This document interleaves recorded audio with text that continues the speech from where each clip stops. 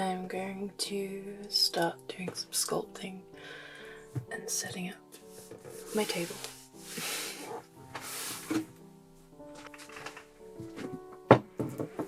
These are tiny croissants I made yesterday,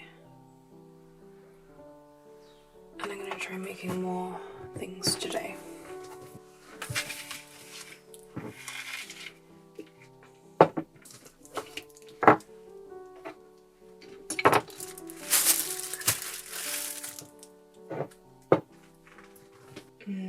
I'm going to make some cakes, some baguettes, some pumpkins, and some pies, but maybe not all of those. I'll just see how time goes, basically.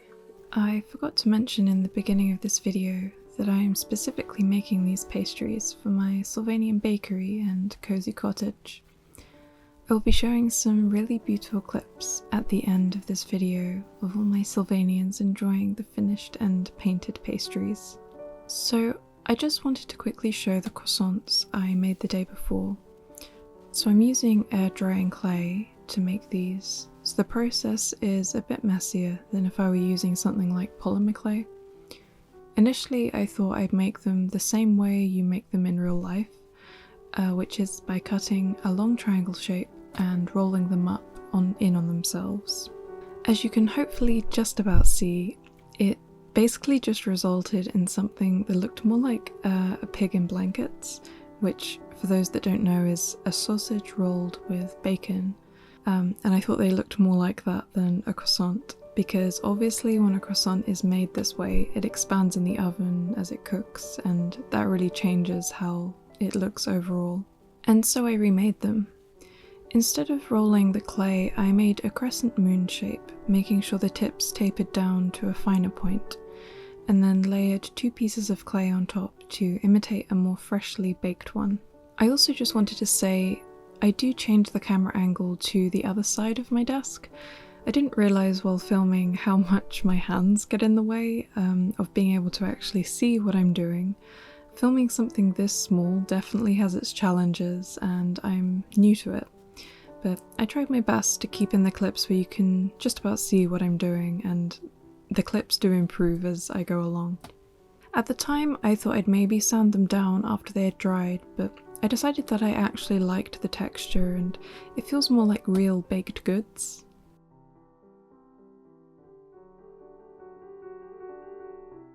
And here are the first 3 croissants. I was really happy with how they came out so far, and they already look so delicious. And now for my pie slices. I had just finished making one pie, so I used this as a template for my next pie, so that they would all be roughly the same size. I made the bottom and side of the pie first, and gently bent the back upwards. I find this works much better if the clay is quite damp, but not so damp that you can't shape the clay. I then cut a triangle shape, and that will be attached to the top of the pie slice.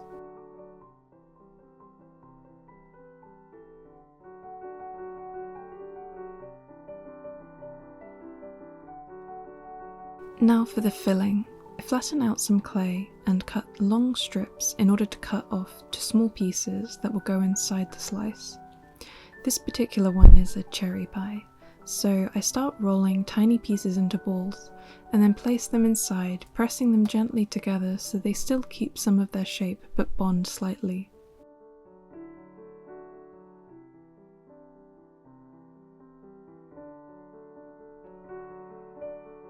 I then use this silicone sculpting tool to add all the finer details to my pie slice and to smooth over any parts.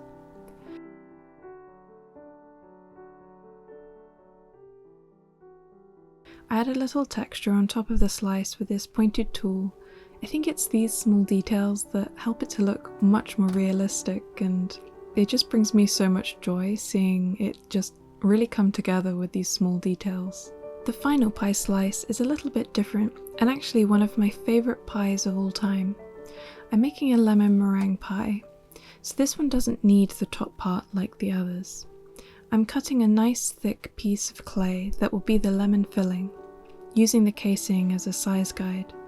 I add details to the pastry like the others and flatten out the top.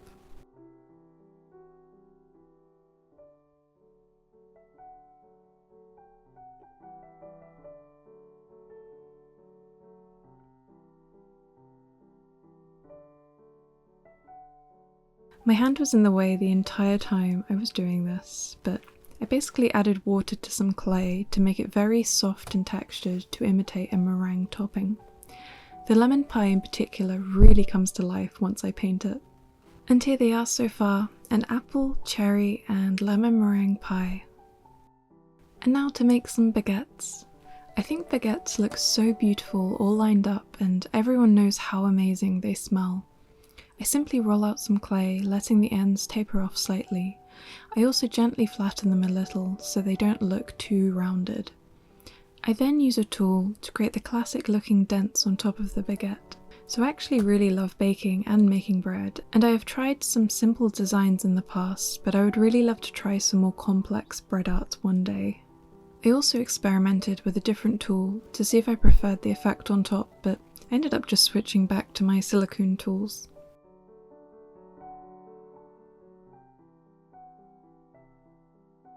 I used the textured part of my scalpel to create this patterned texture you often see on the bottom of baguettes. I found this really exciting as, like I said earlier, it's these little details that make miniatures look so good and add that extra flair of believability.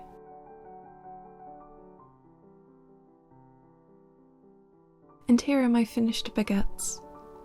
Obviously everything will need painting, but first they need to completely dry. At this point, my sculpting adventures were going quite well, so I decided I wanted to make one more thing, a whole pie. I find it's really useful to have things like coins or other small objects as a point of reference for scale, so here I'm using a coin and I lift up the clay around it so that the base stays nice and round. I wonder how much baking in real life has helped me with making these. And now for more filling, made exactly the same way as my other pies. I do apologise for some of these clips being out of focus. Filming things this small is a bit of a learning curve, but I can definitely see a lot of improvement like the more I've been filming.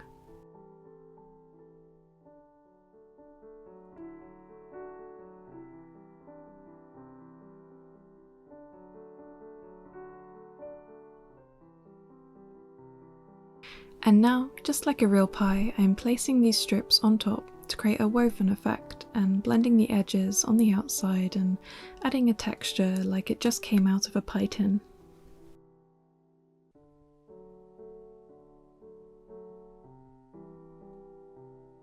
And here is a nice little close-up of my delicious pie.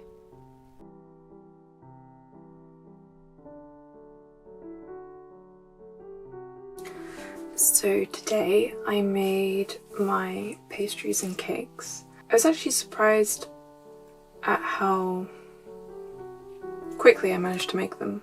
I know they're very small, but sometimes, at least I found when I used to do painting a lot, that just because something's smaller doesn't mean it's quicker. Oftentimes it's actually much harder. It was very messy. Usually I think people do the sort of thing with polymer clay. I don't have any polymer clay and I haven't ever used it, but whenever I look up tutorials or see what others' processes are like, they always use polymer clay. I used air drying clay. The issue I found with air drying clay is that it dries very quickly, and even when it feels wet enough, if you like bend the clay, it kind of cracks, which from looking at people using polymer clay, that doesn't seem to do that. So I started off with very wet clay and would kind of rub it in my hands until it was dry enough that it wasn't like really sticking, and then I'd mold it, and that seemed to work really well, but it meant that my hands were really just full of clay, and the problem is then it dries and then the dry bits get onto the wet clay, so it's a bit annoying, but at the same time it didn't stop me from being able to make what I made. But I still think that it's pretty good. and I'm going to probably sand bits of these down, but I think they turned out really well. There's something really exciting about tiny pastries. My croissants have already kind of dried. I guess the only thing that I'm waiting to see is, for example, I filled the pies with circular or apple sliced shape pieces. This one's an apple pie. No, this one's an apple pie. Okay, they look very similar.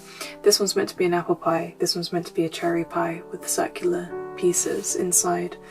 This one I made to be a lemon meringue pie, and I created a kind of, as best I could, meringue on top. So that's going to make a lot more sense when I paint them.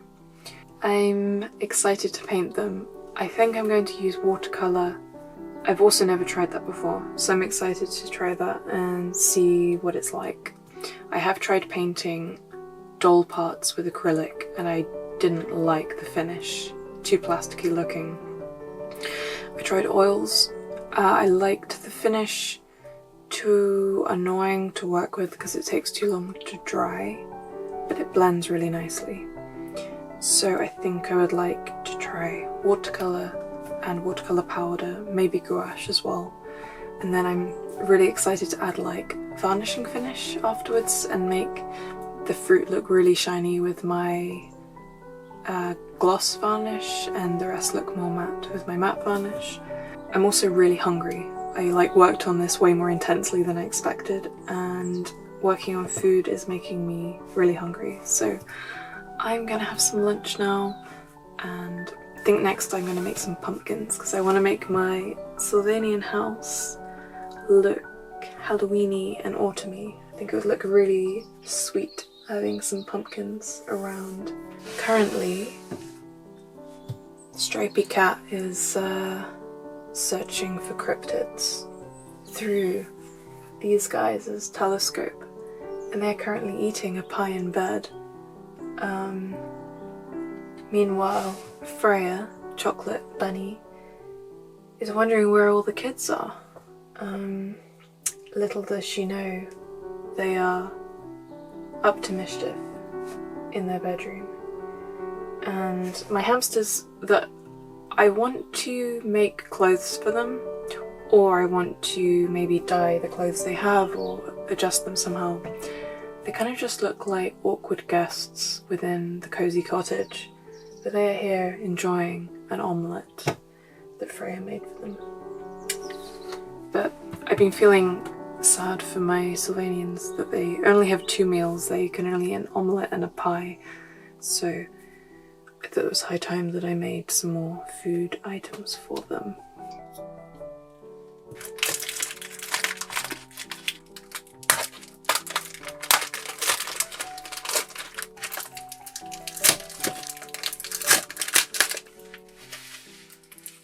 So my partner actually gave me these watercolours to use. The brand is Louvre Aquarelle, and as you can see they are in tubes. I actually have really fond memories of watercolours in tubes and the particular smell they have. I used to stay with my grandma in the summer when I was a kid, and she was taking some art classes and she taught me how to paint landscapes and told me how as things get further away the colours become less vibrant, and I remember finding that so fascinating. I think it helped me to look at the world kind of differently. I started looking at views and I noticed exactly what she had told me. I think this helped me to pay attention to more details like this as I went on and created my own pieces. I think I was already quite observant, but when we think of colour and transferring that into a piece of art, it can be quite challenging to know how to transfer what we see into the correct shade of paint, and sometimes we get so used to seeing a certain object or a certain view, it can be harder to deconstruct what we're looking at. So me and my grandma would go to this particular viewpoint in my hometown and we'd sit together on a bench and sketch the view. Usually it was a view of the sea and the mountains, or hills I should say, far in the background. and those are some of my favourite memories from my childhood. And so I always think of her when I see watercolour in tubes. So I found painting these pastries with watercolours really fun, and really nice and fluid and quite easy. What I liked the most was how easily the colours could be blended and built upon. If something needs more blending, you just add a bit of water, and if something isn't vibrant enough, you add more or thicker paint. The watercolours also allow for a type of layering I'm already somewhat used to from working in acrylics, but they give a much softer and organic feel, and the best thing is that it's quite easy to take the pigment off of the clay by using a lot of water and rubbing it off. And it can also be blended into a different colour as well, so yeah, I found these really forgiving, and the finish just feels a lot more organic than when in the past I've tried painting onto clay with acrylics.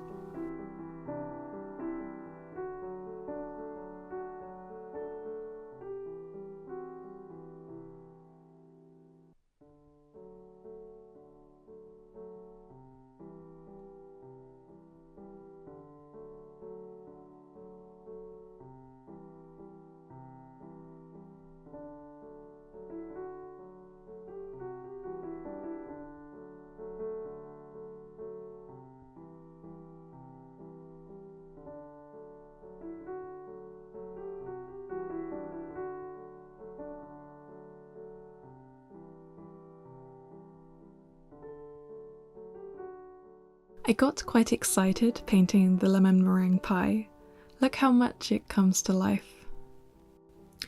The cherry pie was a little more challenging, as the red paint needs quite a lot of layers to add the level of vibrancy that I really wanted. But really, this is what gives it such a lovely soft finish. The paint also dries very quickly, so I could keep switching between the pastries and adding more pigment when needed while waiting for something else to dry.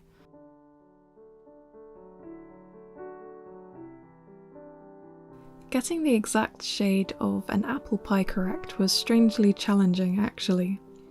It's really more of a brown caramel hue, but I didn't want the colour to look too similar to the pie casing, so I added a bit more green than an apple pie probably would usually have, and I also didn't want it to look like a green bean pie or something either. I went in and added some more brown to add more dimension to the colours. Apple pie is one of my absolute favourite pies as well. I mean, really, I just love all pies. Apple pie also reminds me of my childhood. Growing up, my brother always preferred apple crumble, which is also delicious, but I've always preferred apple pie. I do, however, remember a heated debate in a pub with my brother and his friends about which was better, and I got completely outvoted. They all preferred apple crumble. I also just really like the word pie, and I love it even more because in my second language, Portuguese, the word pai, spelt P-A-I, means father, and I really like my Portuguese father-in-law. And then there is the square root of pi, although I'm actually terrible at mathematics, and then Raspberry Pi, which is a brand of computers, I believe, that has a name that makes me very hungry every time I hear it, so all good things are pie, apparently.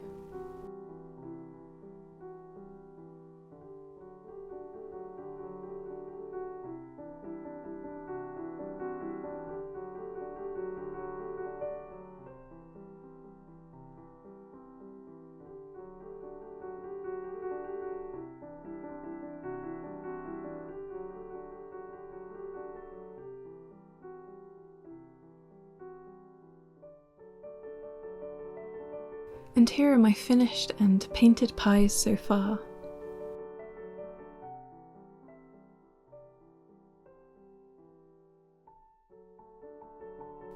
You may have just glimpsed my Sylvanian sheep came to inspect my baking abilities. I wonder if they will be impressed. And now for these delicious looking croissants. What is your favourite type of croissant? I would like to know, so comment below. I actually really like just plain croissants so that I can add whatever filling I feel in the mood for inside. Chocolate is definitely a close second though. Portugal has some truly amazing pastries. One of my favourite cafes has a really incredible selection, and the sizes of them look like they are more suited for 2 people. Pastel de nata is the most well known here. It's essentially a custard tart with a crispy pastry on the outside and a toasted top. The filling tastes nothing like the custard you might have had from the UK though. It's slightly lemony and honestly I'm struggling to describe it, but nothing like the custard you're familiar with basically. My other favourite is quite different and it's called pastries de feijão. Feijão means bean, and it's kind of hard to believe these pastries are made with beans, but they are. They are incredibly sweet and delicious, and they are small pastry tarts with a dense filling that is slightly almondy and so delicious. I believe the history of these were that they were originally made by nuns, and I don't know what it is about the image of lots of nuns making pastries de feijão, but something about the image of that makes me really happy. I also often think about how maybe less seemingly conventional sweets, and more conventional sweets that we're more familiar with, probably were created in order to actually preserve ingredients. So I'm wondering if pastries de feijão came about because they wanted to preserve beans or find a delicious way of preserving them. I definitely want to have a go making them one day because I think the ingredients are actually quite simple. And finally, my other top favourite is a bola de berlim. It's essentially a donut, and it's sliced in the middle and filled with usually sweet egg yolk. I don't think I've ever noticed this in the UK, but I probably paid a bit less attention to pastries. But it's basically where you mix together egg yolks and sugar, and I'm not sure if there's anything else or if it's cooked in any way. But this is used a lot in Portuguese pastries and it's really delicious. But I also really love this slightly lemony cream filling that one of my favourite cafes does as well. Sometimes you also get chocolate-filled bola de berlim, but I'm not as into that. Some honourable mentions are also patas de veado, which translates to deer foot or deer hoof. So this is a really light sponge cake shaped like a deer hoof, and it has that same sweet egg yolk topping, and it has a line through the middle of some kind of dusted, maybe cinnamon, to make it look like a hoof even more. Also bolo rei, which is Portugal's Christmas cake. The cake is kind of like a tea cake, I guess, and has lots of candied fruits on top. It's simple but delicious, and every Christmas season this becomes my breakfast every single morning. Also, I absolutely love a travesseiro. My friend introduced me to this, and it is so good. This actually probably should be in my top favourites actually. Travesseiro means a long sort of pillow, and this pastry is just like that. But the outer casing is so light, and it basically melts in your mouth. And then the filling is very almondy and actually really reminds me of the pastries de feijão filling. I could really go on and on about the pastries here. They honestly just make life worth living, and now I'm feeling really hungry. So you can see now I'm speedily painting my baguettes and croissants, going back and forth between them all. And now I'm adding more details to the croissants to get that classic baked and brown pattern on top, those kind of stripes you see. So I was lucky enough to grow up with a mum that really liked cooking. Mostly I think she enjoyed baking, and she's really good at making cakes and pies, and actually at one point in my childhood she was doing some cake decorating and she got really good at it. I remember being really impressed by the flower bouquets she would make out of I guess a special type of icing that kind of hardens and is good for sculpting, I guess. So I also have some really lovely memories of baking.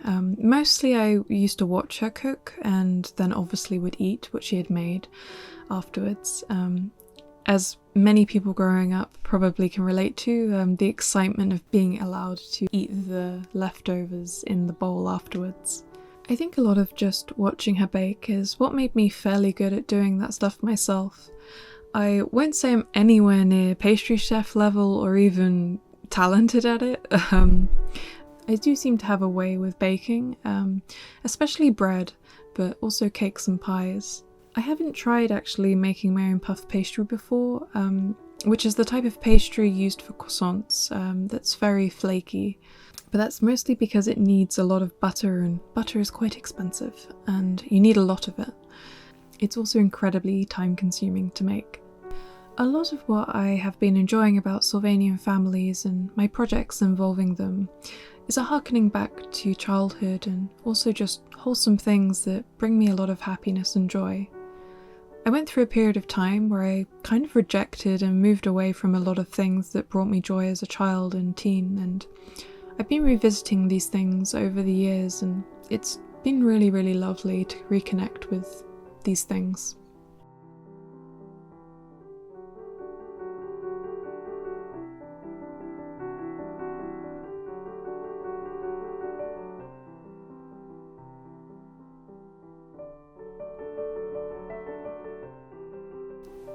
And now to give my baguettes that lovely toasted appearance.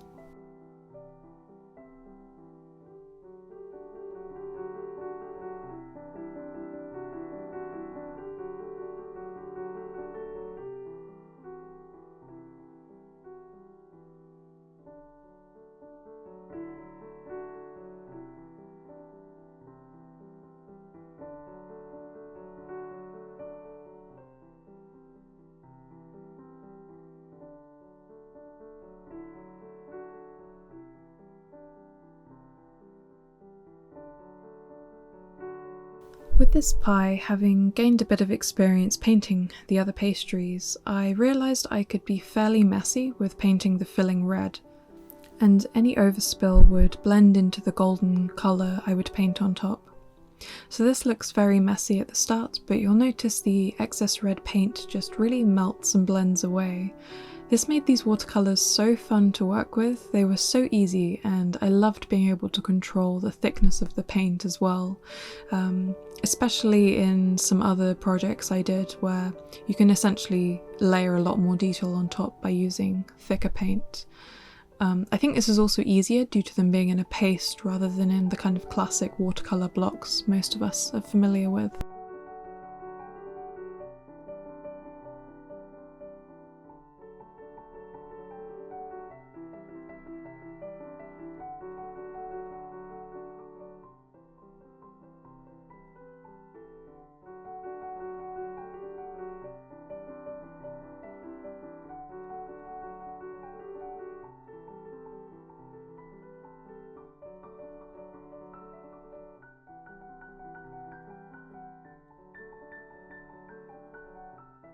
So varnishing was a bit of an unknown, as I had never experimented with varnishing clay sculptures before. I use a clean but an old paintbrush, one that I don't mind if it gets ruined if I don't manage to clean off the varnish fast enough. I was using the varnish I already used for past paintings, so I had no idea how this would work on my paintwork on the sculpts. The matte varnish seemed to make absolutely no difference once dry. It was as if it got completely absorbed into the clay. So I tried my gloss varnish next, which is what you're seeing on camera, and this was a little better, although I did have to do quite a lot of coats of this until I could see any like real gloss. I really wanted to make the fruit in the pies shiny and glistening. I definitely got them shining a bit, but I think I will need to probably either buy some sealant to basically put over the clay before I varnish it, or some varnish specifically for clay, or potentially both. I particularly loved making the tops of the croissants shiny. They look so delicious, and I wish I could take a bite of one right now.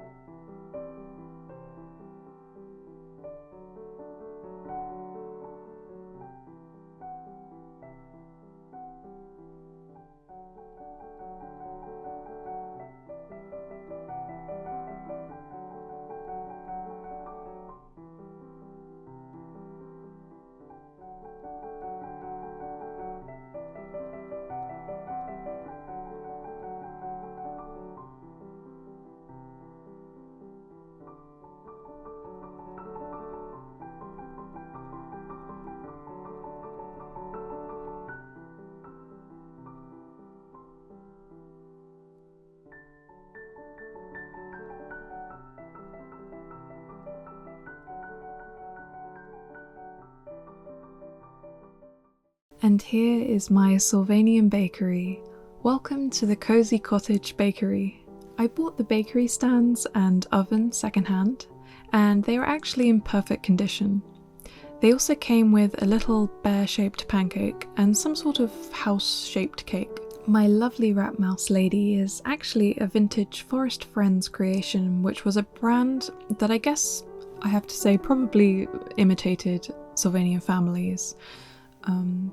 But I absolutely love them. I adore their little round ears and noses, and they actually really remind me of the shrews I see in the forest here. Oh, and it looks like Stripey Cat is up to no good. He could smell the delicious baking and came to take a mid-morning snack. I wonder if anyone will notice that a baguette is missing. And here is my shiny cherry pie slice. These sheep are eager to take a big bite. They decided that they want to try a bit of everything today, including the apple pie, lemon meringue pie, and a crunchy croissant, and the piping hot baguettes that are crunchy on the outside but soft and warm on the inside. Thank you for visiting Bunny Hoo Studio and Cozy Cottage Bakery today. I just love to see it bustling in here, and I think my Sylvanians are so happy to have a chance to eat some delicious treats every day now. If you have any suggestions of what I should make for them next, please comment down below and you might just see that in a future video. I have lots of ideas of things I want to make for them, and I also need to make some outfits for them too, so the possibilities are pretty much limitless. I also have an online shop with prints of my illustrations, originals. I also have a self-published book that I printed and hand-bound that is also available. Thank you so much for watching and take care.